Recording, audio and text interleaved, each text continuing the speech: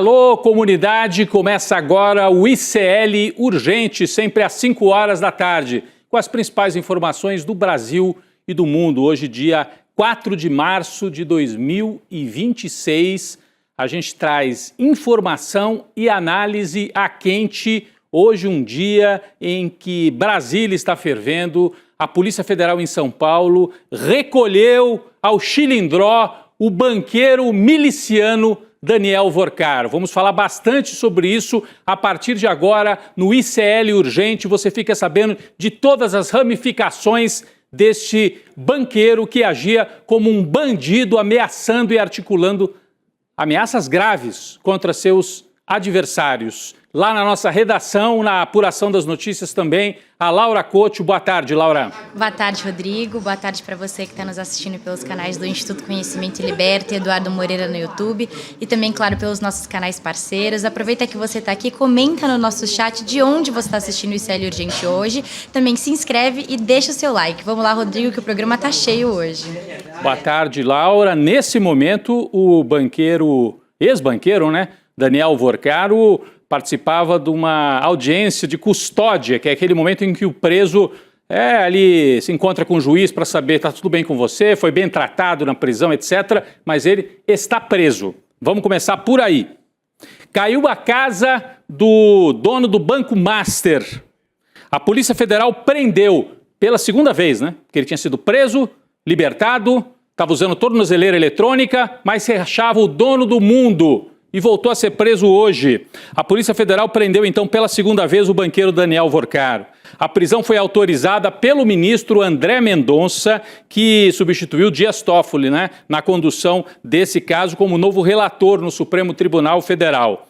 A operação, além de prender Daniel Vorcaro, cumpriu outros 3 mandados de prisão contra os seguintes nomes: o pastor Fabiano Zettel, que era cunhado de Vorcaro e maior doador das campanhas de Jair Bolsonaro e Tarcísio de Freitas. Então, além do Vorcaro, prisão de Fabiano Zettel, de Marilson Silva, que é um policial aposentado, e de Luiz Felipe Mourão. Toda essa gente participava de um grupo de WhatsApp com o dono do Banco Master. A Laura vai explicar melhor essa história para a gente. Laura. Rodrigo, a história é o seguinte. Na manhã de hoje, o ministro do Supremo André Mendonça decretou a prisão preventiva do Vorcaro e dos outros investigados que você citou no caso Master. A decisão foi tomada no âmbito da nova fase da Operação Compliance Zero, que investiga a existência de uma milícia privada chamada A Turma, usada para monitoramento ilegal, obtenção de informações sigilosas e também práticas de coação. O Vorcaro foi apontado pela PF como líder dessa organização criminosa voltada à intimidação de adversários, incluindo jornalistas, ex-funcionários e também autoridades públicas. E quem coordenava toda essa milícia era o Luiz Felipe Mourão, apelidado de Sicário. Ele recebia repasses mensais de R$1 milhão do Vorcaro, por meio do Fabiano Zettel, para executar as atividades ilegais, Rodrigo. E, por fim, a PF anunciou ainda o bloqueio de R$22 bilhões, com B mesmo, em recursos dos investigados, Rodrigo. É isso, Laura. É importante você trouxe aí as fotografias. Eu vou pedir para colocar aqui no nosso telão também, por favor, se a gente puder colocar esse quadro. Então, só para a gente explicar bem, eles tinham um grupo chamado A Turma, que era grupo nível miliciano mafioso. Daniel Vorcaro, o chefe da quadrilha da organização criminosa, segundo o próprio ministro que decretou a prisão. O Fabiano Zettel cuidava do repasse do dinheiro. E o tal Luiz Mourão era quem distribuía esses recursos para aquela gente operativa, para o pessoal que fazia as operações que interessavam a eles. A decisão do ministro André Mendonça aponta algumas informações muito graves, recolhidas nesse grupo de WhatsApp. A gente separou aqui trechos que mostram as conversas entre Vorcaro, Mourão e outros investigados. Gente, ele se acha o dono do mundo. Ele está com uma tornozeleira eletrônica em casa e com um grupinho de zap dando ordem para bater, para arrancar os dentes, como ele chegou a dizer. Em um deles, o Vorcaro afirma que quer quebrar todos os dentes de um jornalista. Depois a gente ficou sabendo que o jornalista é o colunista do jornal O Globo, Lauro Jardim. Vamos ver a troca de mensagens aqui, olha. O Vorcaro está conversando com o Mourão, que é esse que era mais operativo assim do esquema, né? E aí o Daniel Vorcaro. Esse, e aí está coberto o nome aqui, mas depois se revelou. Esse eu quero mandar dar um pau nele, quebrar todos os dentes num assalto. Ele dá a entender, vamos simular um assalto e arrebenta o sujeito para mandar um recado para ele que ele não pode ficar publicando coisas contra o Vorcaro. Eles estavam falando, esse bate cartão todo domingo, hein? Lança uma nova, positiva. Então eles estavam trocando ideias de como é que operava com as informações e para estimular a agressão contra um jornalista que estaria publicando informações que não interessavam ao Vorcaro. Quebrar todos os dentes, disse o Vorcaro. Imagina como é que isso bate lá nas organizações Globo. Eu acho que o Globo vai querer quebrar todos os dentes do Vorcaro. Estou falando simbolicamente. Mas aqui o Vorcaro estava dizendo, fisicamente, quebrar os dentes do jornalista. As mensagens também indicam ameaças contra um ex-funcionário do Vorcaro, uma ex-empregada identificada como Monique e um chefe de cozinha que teria relação com essa turma aí. Vamos ver aqui, ó. Olha o que diz o Vorcaro numa outra troca de mensagens com o Mourão. O bom de dar um sacode no chefe de cozinha primeiro, aí o outro já vai assustar. Então, dá um sacode, dá um susto, dá uma surra, fazer uma ameaça no chefe de cozinha, que seria amigo de um outro ex-funcionário do Vorcaro. E mais para frente ele diz a Mourão que a sua empregada o estaria ameaçando. E então Vorcaro afirma, empregada Monique me ameaçando, é mole, tem que moer esta vagabunda. Gente, isso aqui é conversa de milícia, de máfia, de crime organizado. Por isso que não há exagero nenhum quando a gente afirma que é um encontro entre milicianos, mercado financeiro e o mundo da política. Porque essa turma aqui que mandava quebrar os dentes, que mandava moer a vagabunda, como ele se refere a uma funcionária, bancava, por exemplo, voos do deputado lá de Minas, Nicolas Ferreira. Então tem uma conexão com a política e vai aparecer muito mais, porque nos celulares do Vorcaro tem uma série de conexões com políticos, deputados, esse mapeamento ainda está sendo feito. É um mapeamento importantíssimo, o Nicolas já apareceu voando nas asas desse esquema, que é um esquema mafioso. Num outro momento, o documento cita pagamentos, vamos para a próxima aqui, isso tudo está na decisão do André Mendonça. O documento cita pagamentos que o Vorcaro e o Fabiano Zettel fariam para DCM. É assim que está identificado aqui. Eu vou ler do jeito que está, né? Ele, ao que tudo indica, seria Fabiano Zettel, manda o mensal e eu divido entre a turma. Mando para eles 400, os meninos eu mando 75 mil para cada um, o DCM e mais 2 editores. E aí, a gente fica se perguntando o que é o DCM, está descrito aqui, né?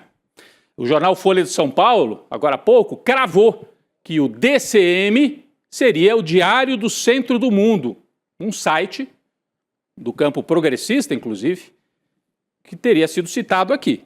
Bom, o Diário do Centro do Mundo publicou uma nota, e a gente vai trazer a nota aqui, negando qualquer envolvimento no caso, porque não fica claro. Pela transcrição, não fica claro. O DCM diz o seguinte, importante a gente ler, não recebeu recursos, pagamentos ou qualquer benefício das pessoas investigadas na operação, não possui qualquer relação com os fatos apurados. Qualquer tentativa de associar a sigla mencionada na decisão judicial ao Diário do Centro do Mundo constitui interpretação indevida do documento e o DCM permanece à disposição para prestar todos os esclarecimentos necessários. A gente registra aqui tanto a citação a DCM e outros 2 editores, quanto a nota do DCM repudiando, negando e dizendo que nunca recebeu nada de Vorcaro e companhia. Bom, vamos seguir adiante aqui. Além disso, outros alvos da operação vão ter que cumprir medidas cautelares. São eles: Paulo Sérgio Neves de Souza, Beline Santana, Leonardo Augusto Palhares e Ana Cláudia Queiroz de Paiva. Todos esses também participavam desse grupo de WhatsApp em que eles conversavam coisas desse nível aqui. Só que tem um detalhe, entre esses 4 aqui, que eu acabei de ler os nomes, existem 2 muito importantes que cumpriram funções muito importantes na época do bolsonarismo. Laura traz para a gente essa explicação também. Rodrigo, esses dois nomes muito importantes da lista são o de Paulo Sérgio Neves de Souza e o de Belini Santana. E o motivo é muito simples. Os dois ocupavam cargos da alta cúpula do Banco Central. O Paulo Sérgio Souza comandou a diretoria de fiscalização de 2019 a 2023, que é o período em que o Roberto Campos Neto presidia a instituição. E foi o Souza que assinou a autorização da compra do Banco Máxima pelo Daniel Vorcaro, que depois rebatizou a instituição financeira como Banco Master.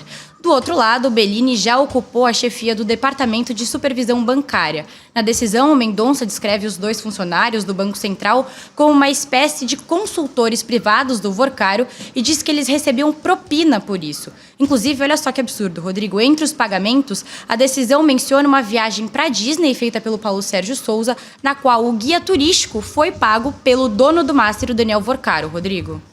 É importante a gente dizer que os dois já haviam sido afastados depois que o Banco Central abriu investigação interna para apurar detalhes da liquidação do Banco Master. Né? A diferença é que, por enquanto, eles tinham sido afastados numa decisão administrativa e agora há um procedimento judicial contra esses dois. Repito, os dois integravam o grupo de articulação de bandidagem do Daniel Vorcaro. Está feito o registro. Bom, o buraco nesse novo capítulo do Master é ainda mais profundo, mas já eu trago mais detalhes porque Laura Couto tem informação urgente. Diga, Laura. Atualização de agora. A Polícia Federal publicou uma nota à imprensa informando que o Luiz Felipe Mourão, o sicário que a gente acabou de comentar, atentou contra a própria vida enquanto ele se encontrava sob custódia na Superintendência Regional da Polícia Federal em Minas Gerais. E ao tomarem conhecimento da situação, os policiais federais que estavam no local prestaram socorro imediato, iniciaram um procedimento de reanimação e também acionaram o SAMU. A equipe médica deu continuidade ao atendimento no local e o custodiado vai ser encaminhado para a rede hospitalar para uma avaliação, Rodrigo, e para o atendimento médico também. Depois a gente volta com mais atualizações. Então, tentou cometer suicídio um dos integrantes da máfia do Vorcaro, da milícia de Vorcaro. Gravíssima informação trazida pela Laura. A gente não sabe a situação exata, né? Se, por enquanto, removido para um hospital. Daqui a pouco trazemos atualizações sobre o estado de saúde e Luiz Felipe Mourão, que aparece em todas essas trocas de mensagem que eu acabei de ler aqui na tela. Como eu dizia, gente, o buraco desse novo capítulo é ainda mais profundo, porque segundo a decisão de André Mendonça, o juiz do Supremo Tribunal Federal, as investigações da PF identificaram que integrantes dessa turma, que está aí, né, chegaram a ter acesso a informações sensíveis de órgãos de investigação brasileiros e até de organismos internacionais. Vamos conferir esse trecho da decisão do André Mendonça em que ele narra esse fato gravíssimo. Olha o que ele diz aqui. A partir dessa metodologia, de acordo com a autoridade policial, o investigado teria obtido acesso indevido a sistemas da própria Polícia Federal, do Ministério Público Federal e até de organismos internacionais como FBI e Interpol. O Vorcaro montou um esquema paralelo para entrar nos sistemas desses entes, né, desses entes investigativos, inclusive FBI e Polícia Federal. Além disso, a Polícia Federal descobriu que Vorcaro teve acesso a informações sobre um inquérito sigiloso aberto contra o Banco Master. Com posse dessas informações, ele entrou com um pedido na Justiça para tentar impedir a própria prisão. Ele ficou sabendo que havia o inquérito sigiloso e entrou com o pedido para evitar a prisão. Essas informações que foram hackeadas pelo esquema do Vorcaro, revelaram ao banqueiro que havia o inquérito sigiloso na 10ª Vara Federal de Brasília, comandada pelo juiz Ricardo Leite. As informações foram trazidas agora há pouco pela jornalista Malu Gaspar, do Globo. Nessa mesma reportagem, ela descreve que Vorcaro teria usado jornalistas para divulgar informações que poderiam ajudá-lo no embate judicial. Vou tentar explicar para vocês, é complexo, mas vocês vão entender. Então o Vorcaro fica sabendo que tem uma investigação contra ele, só que ele precisaria transformar isso em algo público para justificar uma ação judicial por parte da defesa dele. Então o que ele faz? Segundo a matéria da Malu Gaspar, que eu estou transcrevendo aqui. Vorcaro, que no documento da PF é citado pelas iniciais DBV, esquenta a informação que ele obteve de maneira ilícita, utilizando o site O Bastidor, dirigido pelo jornalista Diego Scosteg, para torná-la pública. Diego Scosteg é um velho conhecido do submundo do jornalismo. Segundo a PF, que anexou ao relatório prints das conversas entre Scosteg e o banqueiro, o jornalista recebia dinheiro de Vorcaro para publicar informações de interesse do banqueiro. Em uma das conversas, ele inclusive informa a conta onde devem ser depositados os valores. Uma planilha aparece com referência ao nome do Diego Scosteg. E a gente tem um outro registro aqui que mostra algo bastante grave. O mesmo jornalista esquenta esta informação e, a partir daí, os advogados do Vorcaro peticionam a vara. Logo após a publicação, o jornalista envia a reportagem para Vorcaro e para Valfrido Vardi, advogado de Vorcaro. Então fecha o circuito aqui. Segundo a Malu Gaspar, o Scosteg foi procurado e ainda não se manifestou. Então, Vorcaro tinha um esquema paralelo, ficava sabendo de coisas que ele nem devia estar sabendo, passava para o jornalista que publicava, com isso ele esquentava a informação e entrava com uma ação.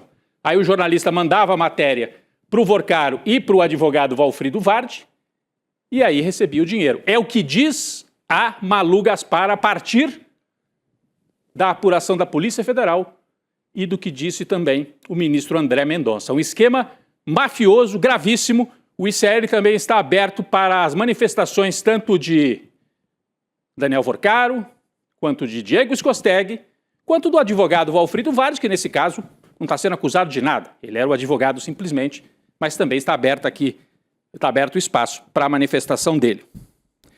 O ministro André Mendonça também criticou a atuação da Procuradoria-Geral da República nesse caso.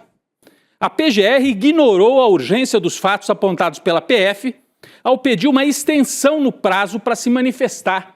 Laura, que história é essa? A PGR quis adiar essa busca e apreensão, essa prisão, né, do Vorcaro, Laura? Rodrigo, no dia 27 de fevereiro, a Polícia Federal pediu ao STF a prisão preventiva dos investigados, afirmando que o Vorcaro mantinha uma milícia privada de vigilância e coerção que a gente está comentando.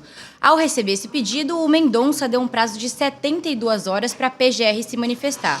Só que o órgão não apresentou parecer dentro do período fixado de 72 horas. Aí, no dia seguinte, a PGR alegou que seria impossível cumprir o prazo do Mendonça diante da complexidade do caso e também por conta do número de envolvidos, Rodrigo. Além disso, a PGR sustentou que não havia no pedido um perigo iminente imediato que justificasse a necessidade de uma análise tão rápida. E aí, em resposta, o Mendonça subiu o tom. O ministro negou o pedido para aumentar o prazo e disse que lamenta que a PGR não tenha identificado um risco imediato, Rodrigo. O Mendonça deu uma estocadinha aí na PGR que recebeu... Isso é praxe, tá, gente? Quer dizer, o juiz, antes de tomar uma decisão, ainda mais dessa gravidade, consulta a PGR. E a PGR falou, não tenho como decidir em 72 horas. Bom, tá feito o registro aqui. Pode parecer estranho, né? A PGR achar que não tem nenhuma gravidade nisso tudo que a gente acabou de mostrar. Uma milícia ameaçando gente, dizendo que vai quebrar os dentes. Uma milícia acusada, inclusive, de pagar jornalistas. A gente acabou de mostrar um caso aqui. Acusada, né? Eles podem dizer que não era bem assim. Vamos aguardar. Com as notícias de hoje, a hipótese de que Vorcaro vá abrir a boca volta à mesa. Advogados ligados à causa e setores do judiciário acreditam que ele não vai aguentar a pressão, não. Mas ele é o chefe. Ele pode delatar quem acima dele? Essa é a questão. O que ele pode trazer para a polícia e para a justiça que já não se saiba? É isso que tem que ser avaliado numa eventual delação premiada. O perfil do ministro Mendonça parece ser um pouco mais duro do que o de Dias Toffoli. Apesar dele vir da origem bolsonarista, terrivelmente evangélico, não podemos achar que o Mendonça é o bonzinho e o Dias Toffoli era o malvado. Não é isso. Mas ele tem um perfil que parece que quando manda prender, não vai ser tão fácil soltar o Vorcaro. E aí, pode ser que a única saída seja propor uma delação premiada. E aí, vai bater no sistema político. Chefões do sistema político é quem ele pode delatar. Para fechar o bloco do escândalo do Master, o ministro Gilmar Mendes avalia levar para o plenário do STF aquele debate sobre o sigilo da empresa da família do Dias Toffoli. Vocês lembram que o Gilmar mandou cancelar a quebra do sigilo?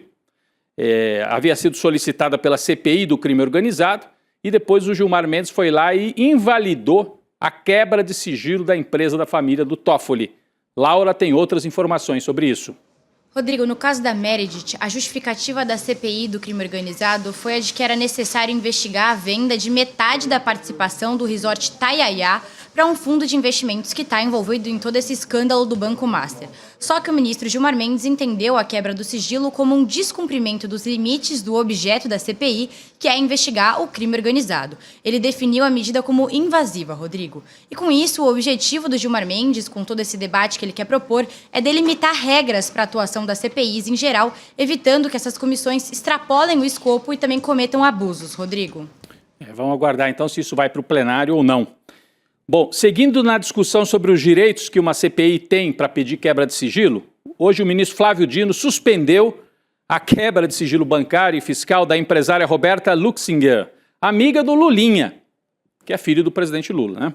A Roberta é amiga do Lulinha. A medida tinha sido aprovada na CPMI do INSS, naquele mesmo balaio, naquele pacote em que houve aprovação da quebra de sigilo do Lulinha. O ministro Dino considerou que a comissão aprovou 87 requerimentos de uma vez só, sem fundamentação individual, e que é uma deliberação muito grave, não observando as garantias constitucionais, né, que têm que ser individualizadas. Com a decisão de Dino, integrantes da defesa de Lulinha pensam em acionar o Supremo nos próximos dias para pedir a extensão dessa decisão, que por enquanto é sobre a empresária, pedir essa extensão também para o filho do presidente. Bom, por enquanto a quebra de sigilo do Lulinha está mantida, até por decisão do presidente do Congresso, Davi Alcolumbre, que entendeu que não houve nenhuma ilegalidade naquela votação. Claramente havia maioria contrária, mas ele entendeu assim. Bom, se por um lado Alcolumbre agradou a oposição com essa decisão, ao mesmo tempo ele prometeu ao governo que não vai permitir prorrogação da CPMI e do INSS, que termina, prazo atual, é terminar a previsão dia 28 de março. Então tem mais um mês, nem isso.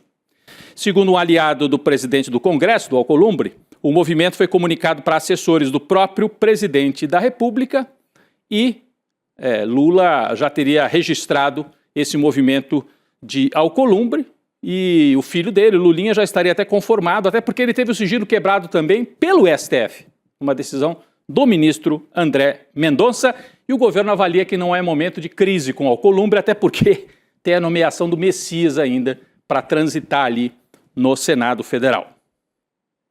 Saímos do conturbado cenário de bandidagem de mercado financeiro e da política e vamos para o cenário internacional. 5º dia de guerra. Israel iniciou uma nova onda de bombardeios contra Teherã. A gente tem as imagens, tem a foto aí na tela, tem a manchete lá no ICL Notícias, cobertura do Jamil Chad com atualizações constantes lá no nosso site. Convido você a acompanhar.